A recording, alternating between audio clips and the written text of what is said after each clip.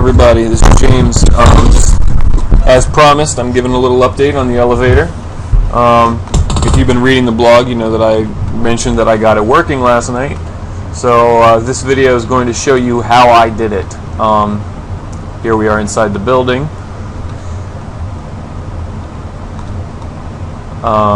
This is the second floor. So I'm going to head down here. This bank of entities here on the wall is how I made the elevator register which floor it was on. There are 3 floors, so there are 9 different possibilities for the situation whenever someone were to press the button on the elevator. For example, if you're on floor 1 and you press the button for floor 1, there's a situation there, there's a case there. If you were on floor 1 and you press the button for floor 2, that's a separate case. If you're on floor 2 and you press the button for floor 1, that's a separate case, and so on. So what I did was, I set up this entity here on the wall here is called a logic case. I believe I mentioned something similar to that before. What this does is it outputs a certain response for each case, and it can only have one case active at a time. So I have 9 different cases set up here, each with a value of 1 through 9. On these relays over here, I start with the relays enabled for the elevator being on floor 1, because that's how the elevator begins, that's how it is at the beginning of the game. So each of these relays has one output for when it's triggered that sets the logic case to a certain one of the 9 cases. Now what I did was, I'm going to come over here and look at the buttons in the elevator. Each button in the elevator fires outputs to each of the 3 possible relays that it can, for each of the 3 possible cases. Like I mentioned before, if you press button 1 and you're on floor 1, if you press button 1 and you're on floor 2, if you press button 1 and you're on floor 3, each one is a separate case. Each one involves the elevator traveling a different distance and the doors opening and closing at a different time. So, for button 1 here, on pressed, it sets the lift to position 0, which is the ground floor, and it fires off 3 triggers to 3 separate relays.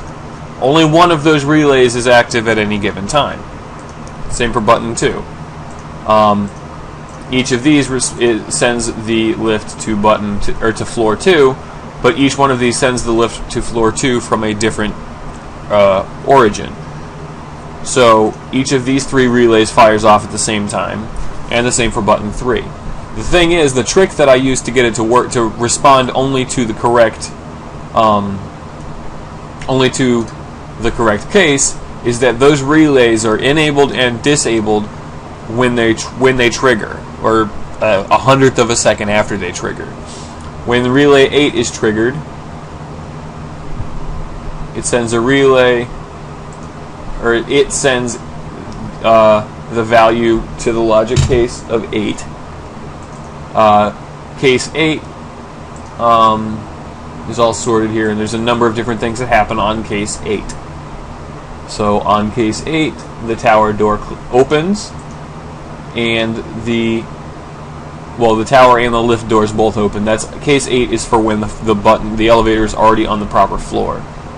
Case 1 is traveling from floor 1 to floor 2.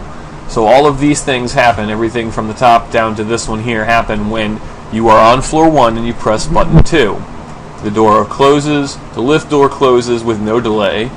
The floor 1 relays, the 3 floor 1 relays are disabled, and the 3 floor 2 relays are enabled. So the 3 possibilities for when you press button 2 when you're on floor 2 come on the same time that the 3 possibilities for when you press button 1 and you're on floor 1, or when you press buttons and you're on floor 1, turn off. So at any given time, the button is set to trigger only the appropriate response for that floor. Also, at the end of case 1, after 5.49 second delay, the doors open. That's how long it takes to travel from floor 1 to floor 2. And I did this yesterday afternoon. I did this for every single possibility, all 9 different possibilities. Now, if this were an elevator with, for example, no door, I wouldn't have that problem. If it only had one door, I wouldn't have that problem. I wouldn't have had to do as much work. If the floors were, I could have more floors, but if they were all the same distance apart, I wouldn't have had as much work I had to do, as much math I had to do. I really like the way this turned out. I'm going to be showing a gameplay video a little later on after I finish the rest of the building, but I wanted to give the behind the scenes separately to show how I got it to do what I want it to do. Any questions, comments? If you know a more efficient way to do what I had to do here, leave a comment in the comment section below the video. Please like, please subscribe. Thanks for watching.